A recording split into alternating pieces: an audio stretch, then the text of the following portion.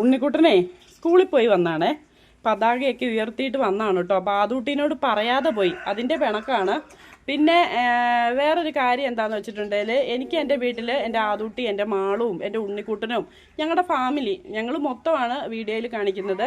ഇനിയിപ്പോൾ ആദൂട്ടീനെ കാണിക്കണ്ട, ആദൂട്ടീനെ കാണിച്ചിട്ടുണ്ടെങ്കിൽ ശരിയാവൂല, നിങ്ങൾ വ്യൂസിന് വേണ്ടിയിട്ടല്ലേ എന്നൊക്കെ ചോദിക്കുന്നുണ്ട്.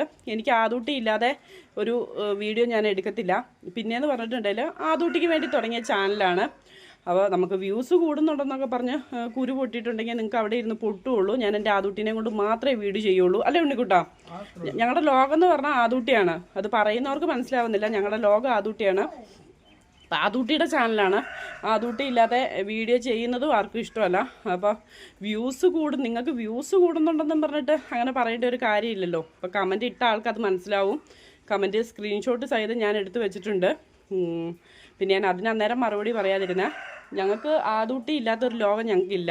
അപ്പോൾ ആദൂട്ടീനെ വെച്ച് ഞങ്ങൾ വീഡിയോ ഇടും, ആദൂട്ടീൻ്റെ വിശേഷങ്ങൾ ഇടും. നിങ്ങൾക്ക് ഇഷ്ടമില്ലെങ്കിൽ കാണണ്ട. ആദൂട്ടീനെ കാണാനും കാത്തിരിക്കാനൊക്കെ ഇഷ്ടം പോലെ ആൾക്കാരുണ്ട്. അവർ മാത്രം കണ്ടാൽ മതി കേട്ടോ. ബുദ്ധിമുട്ടി ആരും വന്ന് കാണണമെന്ന് ഞാൻ പറയുന്നില്ല. ആദൂട്ടീനെ ഇഷ്ടമുള്ളവർ മാത്രം സപ്പോർട്ട് ചെയ്താൽ മതി. ആദൂട്ടീനെ ഒഴിവാക്കിയിട്ട് ഞാനൊരു വീഡിയോ ഇടുമെന്ന് അതാരും വിചാരിക്കണ്ട. അതൊട്ട് നടക്കത്തുമില്ല കേട്ടോ.